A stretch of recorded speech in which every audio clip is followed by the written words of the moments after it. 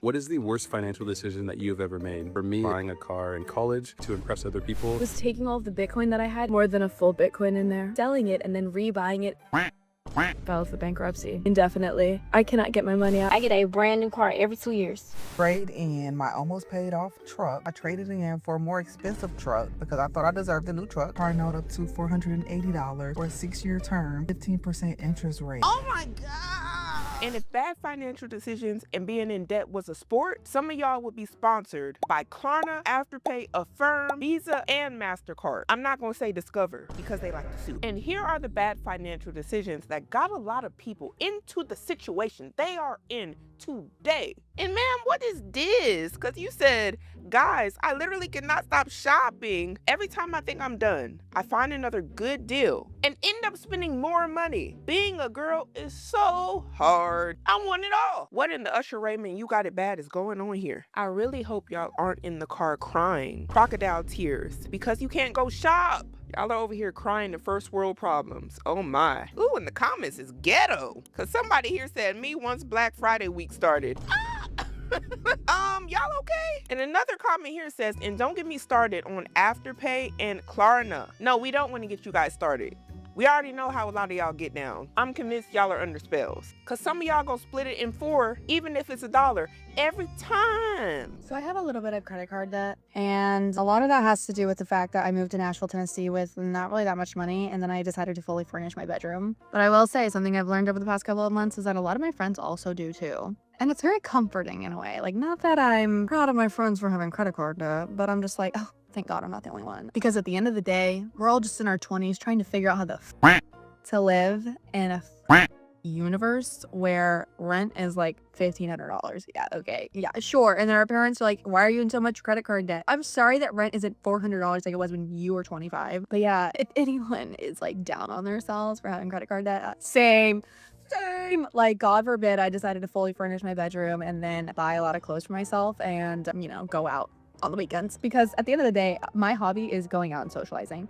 My hobby is hanging out with my friends.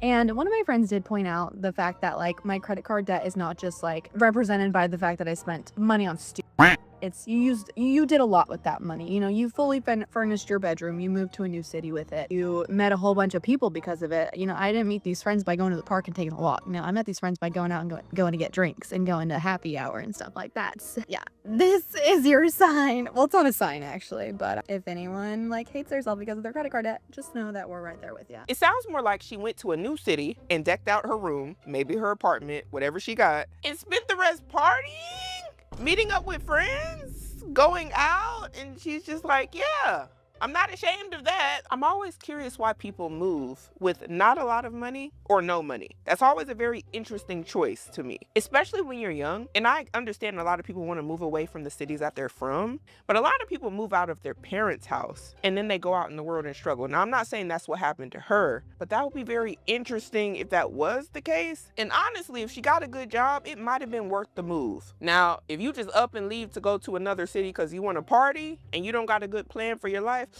ooh, horrible financial decisions. And to all my young folks, when you're young, this is the time, the best time for you to lock in and try to save as much money as you can. This is how you're going to get ahead of your peers. Everybody else is doing what she said. They're going out, they're partying, decking out their apartments, and nothing wrong with that if you can afford to do it. But when you're barely getting by, prioritizing going out, partying, spending money on fancy dinners, clubbing, bar hopping, y'all, all of that is expensive and a very easy way to land yourself in debt and to be looking around in about 5 years. Like, where am my money at? Next thing you know, you're 30. I'm telling you, it happens fast. And the thing about credit card debt when you're young is it always seems to start very small.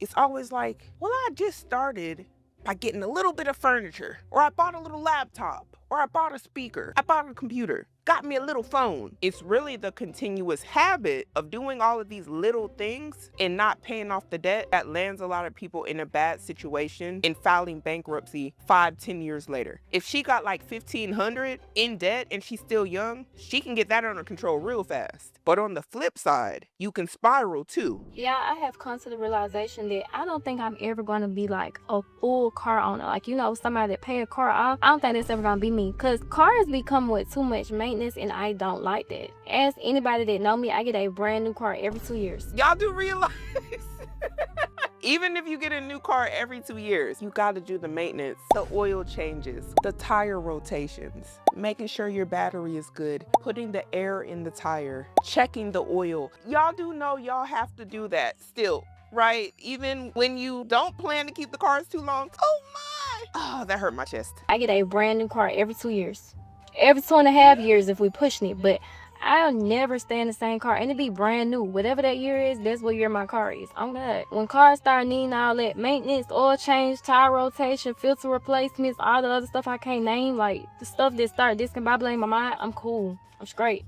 I'm more than straight. I don't want it no more. Oh my gosh. Do y'all know the car ain't broke? I'm gonna tell y'all a real story. Real life story. My daddy, God rest his soul, before he gave up the ghost, one day he told me, I got a new car. I said, oh, where'd you get it? He said the side of the road. I promise you, this is real life. He said the side of the road. I said, it was just on the side of the road? He said, no, there was a woman driving the car. I pulled over to try to help and see that she needs some help. He told me the woman was so tired of the car, it broke down, quote unquote, and she told my daddy, you can have the car. I just want to get rid of it. I'm tired of it. I don't know what is wrong with this thing. My daddy was like, okay, say less. He said, I'll take it off your hands. Mind you, I believe this was like a Nissan Maximum or something. Stay with me, y'all, stay with me. Now he take his other car, goes down to AutoZone or one of them car places, because he said all it needed was a little bit of oil. A little oil? He said there was no oil because she likely was not doing any oil changes. And if you don't do that, your engine can't freeze. But I guess her car just stopped running. But he took that oil and just poured it in there. Didn't do nothing fancy. Do y'all know that that car ran like 10 more years? He kept it. I still can't believe that. And she giving me PTSD because, girl, you're reminding me of that whole story. And I was thinking to myself, no shade towards her. What a bird brain. She didn't know to put oil in the car. And me and my daddy had a good laugh about it because at this point, I'm probably like 16. We had a good chuckle. I said, Daddy, you done came up.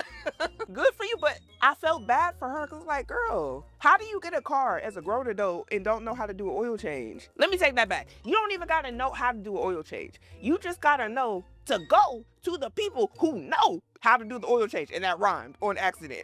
Oh, I love it when that happens. You just need to know to go to the people who know. And that's my nursery rhyme and I'm sticking to it. And that's what you need to remember, ladies. Specifically, I'm saying that because I'm looking at the demographic and we not beating the allegations right now. We're not. We got to do better, y'all. And I know a lot of y'all, you don't want to get your hands dirty. I get it. It's messy. Totally understand. I'm not getting underneath my car doing no oil change either. But take it to somebody who will. Pay that little measly 80 to 140, whatever it is for you, to keep your car in working condition. Y'all are throwing out perfectly good cars because you aren't doing the most basic of maintenance on the vehicle. Signing yourself up for another car note in a lot of cases, or leasing vehicles from people, which means you never own a vehicle and you're constantly having a monthly car payment. Why would you?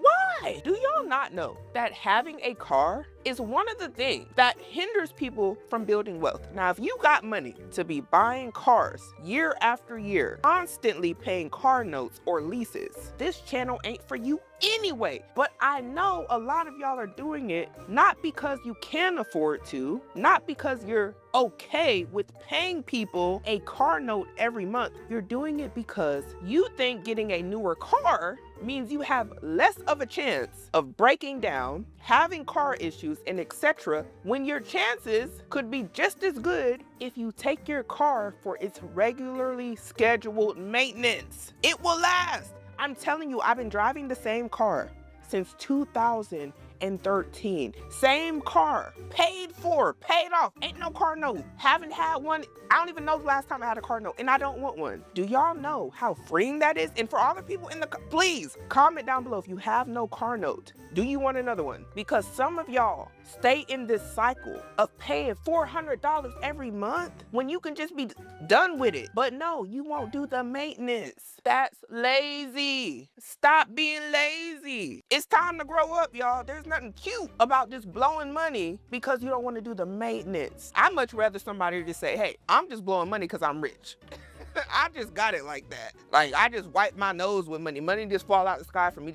But to say, because you don't want to do maintenance or do the think about it. The average car note probably around $400, right? $400 versus every 6 months. Just think about it like this. $400 a month, which is a lot of people's car notes, versus you paying $150 or so to get an oil change, $60 or something to get your tires rotated. And you get warranties on your tires a lot of the time. I need y'all to use your brain. You can have it back.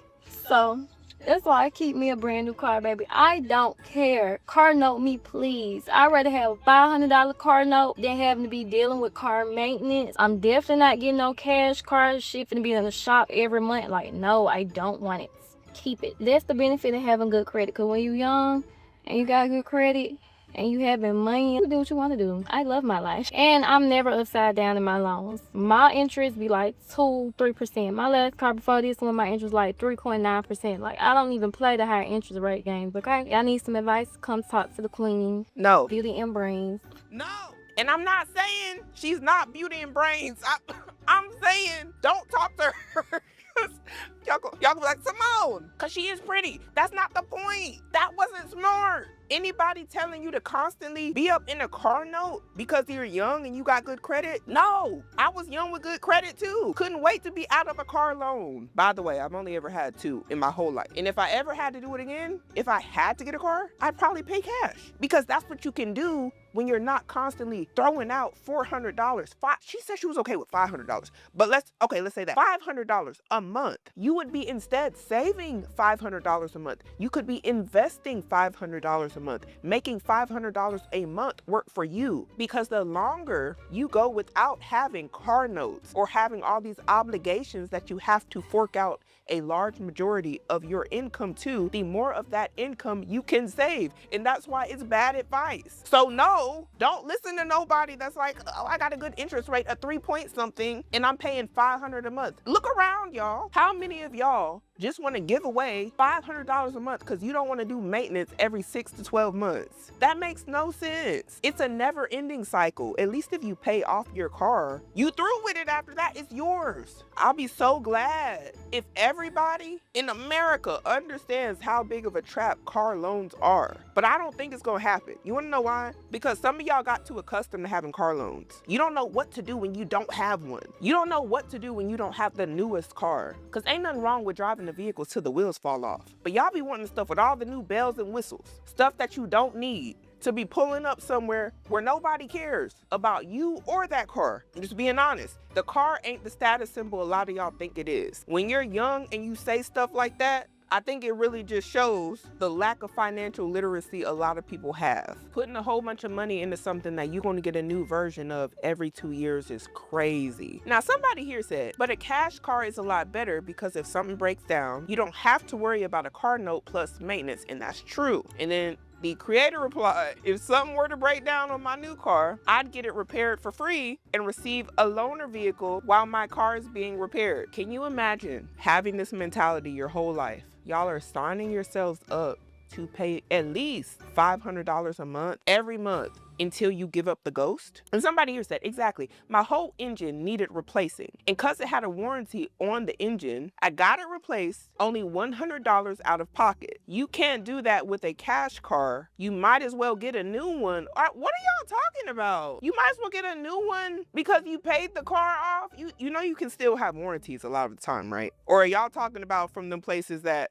the car is like $2,000, $5,000 with no warranty, and they selling some old luxury looking cars, but they real old? What kind of cars are y'all talking about? And this is why it's important that you get the right type of car. See, some of y'all want cars that you can show off in, and that's why your stuff is breaking down and you constantly on the side of the road in that Jeep, just shaking, just shaking. Shake. And y'all rattling, BMW breaking down, and you know you got the BMW to be like, I got a BMW. Nobody said those were good cars. We know why you got it. So let's stop the cap. If you want a reliable car that you wouldn't have to worry about these sort of issues, where the Toyota at?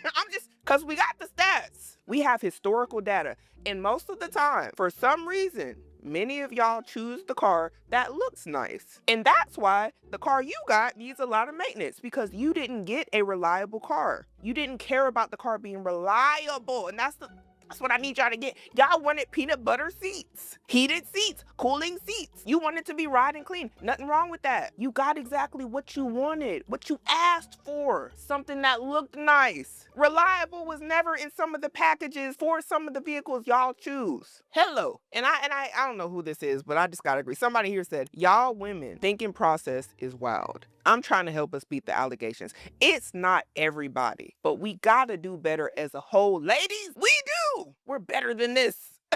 And while we talking about cars, we might as well get into this next one. Now it says here, I made the worst financial decision car journey. Let's see what she done did. Hopefully we can beat the allegations. I owned this car for literally 1 day. You guys, the past 2 days of my life have been so insanely stressful, and let me tell you why. So I bought my car. Woohoo! Yay, I didn't even get to really enjoy it because the financing and all of the contracting part, they so hard. They messed me up so hard. I didn't realize how bad the refinancing contract was. Blase. I didn't realize any of these things until, of course, I call my father and I tell him I'm all excited. I'm like, oh, they did this and this, and my dad's like, what? Basically, they signed me up for gap insurance. Didn't need it. Honestly, guys, I can go back and forth about how contract was, but luckily there's a 2-day canceling contract fee. So instead of buying this car that I was so excited to do, I'm no longer buying this car, and I'm here at Mercedes-Benz right now and I'm dropping it off. I owned this car for literally 1 day. I'm just gonna trade it in, forget the contract, whatever, and in a few months I will be getting into a new car. And I say a few months because we have some life-changing things coming up. Long story short, I feel like I really try to do what was best financially. I was like, okay, I'm gonna buy this car for the low, and then I'm gonna sell it, and I'm gonna flip it, whatever. It was not that simple, and it was never that simple, and I'm just a girl. Walking away from the situation, I can say that I learned a lot and what not to do moving forward, so I am blessed and grateful for that. But I'm really not liking Mercedes-Benz right now, or the people at this exact location because of how they went about things. They literally played me. Anyways, I'm here. Let's drop it off. I'm so confused because she said she got the car. She was trying to buy it low pretty much and sell it. She was trying to flip a Mercedes real quick or something? I'm so confused. And I don't know her situation, but if this is a newer vehicle, gap insurance is definitely a must for a newer vehicle, unless you paid a lot of it down to where there isn't a gap, it's gap insurance. But if you haven't, oh yeah, gap insurance is a must, especially for a newer vehicle. Oh, the horror stories you can find online about people who've gotten to accidents in a newer vehicle within a month or two of them buying that vehicle and they didn't have gap insurance. Oh my, they might have been able to get $15,000 for a new car or something if the car was worth 30. So what ends up having to happen, this is just a hypothetical example, y'all. When they get that new car, they're paying for the new car loan and the $15,000 on the old car loan because they didn't have gap insurance. And that is why I stress the importance of doing research on gap insurance if you're getting a new vehicle. If you never had a vehicle, especially a lot of y'all younger folks, y'all are like, oh, the car company's trying to tack on stuff that I don't need. That's the one. That's the one you might need. Look into it, do your own research. But more than likely, gap insurance will save your tail at the end of the day in the event that you get in an accident and that car gets totaled. And I've talked about this a lot in my other videos, how important gap insurance is for these vehicles. And all you see here, gap insurance is a lifesaver, for real, for real. Girl, you need gap insurance. That's a must. People aren't just repeating this on TikTok of all places, the wild, wild west of the internet, for no reason. They are telling y'all this because it's true. I know people personally who did not have gap insurance, 2 car notes at the same time with 4 kids. I don't know how they did it. Ooh, again, you need gap insurance. You'll be glad you got it if anything were to happen. I was trying to say it 3 times fast. I can't stress it enough. I can't stress it enough. I can't stress it enough. Get the gap. The worst financial decision you've ever made, because some people would say that mine is investing money into an apartment that I don't own, but actually the worst financial decision I ever made was taking all of the Bitcoin that I had in Robinhood, selling it, and then rebuying it in Celsius a few years ago, because Celsius, if you stored your Bitcoin on their app, they would pay you interest weekly, because they would take your Bitcoin and lend it out to people and pay you interest on top of that, split their earnings with you. So at one point I was making $700 a week just by having my Bitcoin in there. And I continued to buy Bitcoin because Bitcoin is going up, and I was so excited and I was making all this money off it. And I was like, this is so great, I'm gonna have so much money. But you know what they say? Not your keys, not your Bitcoin. If you store your crypto on a third-party app, it doesn't actually fully belong to you. things can happen. Things can happen. And I knew that things could happen. So anyway, Celsius filed for bankruptcy. If pause transfers for most people indefinitely, I cannot get my money out. I have more than a full Bitcoin in there. I was so proud of myself when I worked my way up to a full Bitcoin. It took me a few years, but I got there. And now that money isn't mine anymore. And you just have to laugh. This is why. Never invest more money than you can stand to lose. I mean, that's a lot of money. But at this point, I just have to laugh. I feel bad for her. Losing Bitcoin is rough, especially after it went like, didn't it go like to 100,000 or something like that per coin? I just know that gotta hurt. And she's right, with anything, even in the stock market, you never want to invest more than what you are willing to lose. And a lot of the places people are putting their money don't have insurance, which is another very scary thing that you wanna make sure you do your research on, because things like this happen to people. Who wants to lose all their hard-earned money? What is one of the craziest financial mistakes that you have made? For me, when I was in my 20s, I moved to a different state with only $800. After I got to that state, the next day, I chose to trade in my almost paid off truck, which I was thinking my car note was only like $150, and I only had $2,500 left before it was paid off. I traded it in for a more expensive truck because I thought I deserved a new truck since I was in a new state. A more expensive truck to where it bought my car note up to $480 for a 6-year term with a 15% interest rate. Oh my God. Lord have mercy. Y'all are trying to do it to me this time. And I understand. We all make mistakes. But golly, it really sucks to hear people who are having almost paid off vehicles going to do a trade-in. Doing a trade-in for what? You're essentially giving the car dealership your car for free and then getting a new car. And then when we hear the reasoning of it all, the justification, it's because I moved to a new state. I thought I deserved a new truck. Oh, I'm stressed. These feelings gonna do it every time. And then she said she had a 15% interest rate. Y'all, she was almost done with the loan. And she signed on the dotted line for 15% for 6 years. They even make them that long? Six years? That is a thing. Y'all are about to gaslight me. That's crazy. Crazy. Like, though, that was the dumbest thing ever. It was. It was already risky moving to a state with only $100, but then to not only that just wasn't enough. I had to go in and add more salt to the injury by going and getting another a higher expensive truck. But I have since learned from that. I think a year or two after that, I knew I had to make some changes, and that's when I started my debt-free journey, and life has been great ever since then. Like, learned so much since then, but that was a wild time.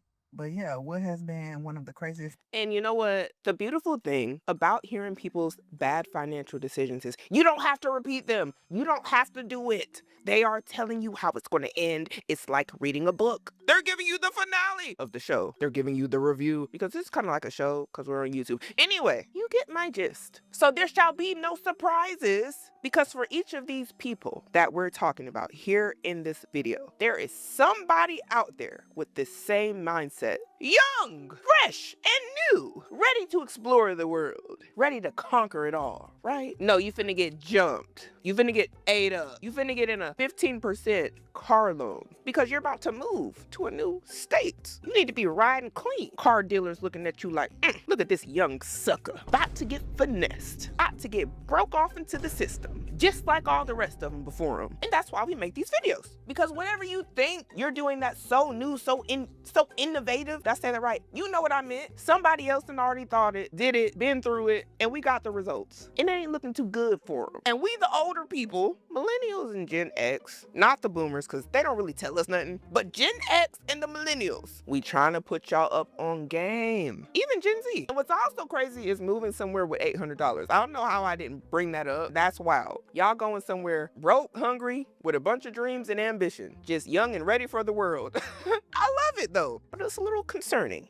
And since she asked what are people's worst financial decisions they've ever made, people took to the comment. And I like when y'all do that because I'm trying to see something. Now, somebody here says getting another loan to pay off another. Eye roll emoji. I couldn't agree more. But she learned her lesson, and that's a blessing. Another one says car notes is most of our mistakes, and that's why I talk about it all the time. Somebody said got married. Oh, it's a tough crowd today. And this comment here pretty much says they took out some loans to pay off some other loans. And they end up saying, so over the course of their life, they have taken out consolidation loans to pay off credit card debt only to immediately spend on the card and get them right back up to their limits, leaving me in more debt than I ever had before, because they are saying here something very important. You have to unlearn those behaviors over time through diligent effort. Why am I pointing that out? Because a lot of y'all don't like to hear people say stuff like, your mindset matters, because it does. And that's why I say stuff like, what you would do with $1 is what you would do with 1,000. What you would do with 1,000 is what you would do with 100,000. We only going up the ladder from there, because it's the mindset you have with the money. If you're bad with $1, $2, $100, why the heck do you think that you would be good with $100,000? Now that was just if I gave you money. What if you had $100 on a credit card? Let's dial it back to make it relatable. If you have $100 on a credit card and you're bad with that, why would you be good with a credit card with $100,000 on it? Have you figured out how much you should be spending on a credit card that has $100 on it? If you don't know that, you wouldn't know what to do with a credit card that has $100,000 on it, meaning you would likely be the one to rack it up and be like, I got money to spend. You don't understand how interest works. Credit cycles, billing cycles, accrued interest. And we've talked about all this on this channel. The fact that you shouldn't be spending a certain amount of percentage on each credit card if you want to have good credit, not maxing out $100 on a credit card just because it's a $100 credit card, because your credit utilization is at 100%, which is bad. If you don't understand these things, you're doomed to repeat bad behaviors. And that's why you have to unlearn them and change your mindset. It's not cliche, it's actually the truth. And what I find is when a lot of people say, when people say you just need to change your mindset, it's just a bunch of BS. I typically find those people have not ever tried to change their mindset. They just say that phrase. Mindset doesn't mean anything. Okay, is what you're doing working for you? No? Oh, what do I know, right?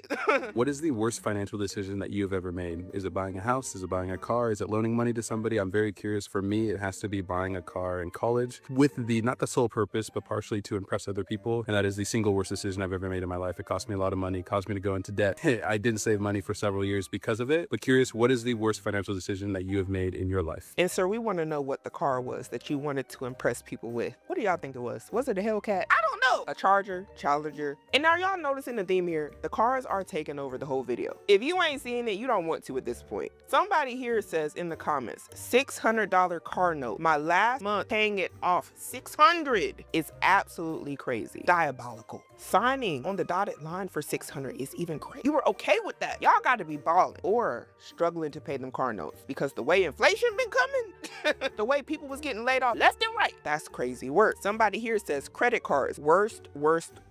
And I know a lot of y'all in the comments can relate. So when I was in college, I bought a Mercedes, and this kid came up to me and was like, oh, like, I forgot you had money because you model. And I just want to let everyone know, it's not because I model, it's not because I work in legal technology, it's not because of my family, it's because I don't know how to save money. I don't know how to save money, and I live well above my means. I get screamed at by my finance boyfriend and my mother probably every single month, because I literally, if someone gave me $1,000 in a minute, I could figure out a way to spend it. I'm just letting everyone know right now. We should have named this episode Confessions Mike Usher, because, ma'am, what do you mean? You won't just get rid of the money just because somebody gave it to you? I honestly don't know how people do that. I'm like, do you have a list of things that you're already in your head? Like, I'm gonna buy this, and this. And once again, we're not beating the allegations, y'all. Another car note. At this point, your pattern recognition gotta be picking up on this. But I need to know down below, what are your worst financial decisions that you've made? And I'm guessing it's probably a car. But give me more. What type of car was it? And what was your interest rate? Because I'm nosy. But we gotta start making better decisions today in order to have a better future.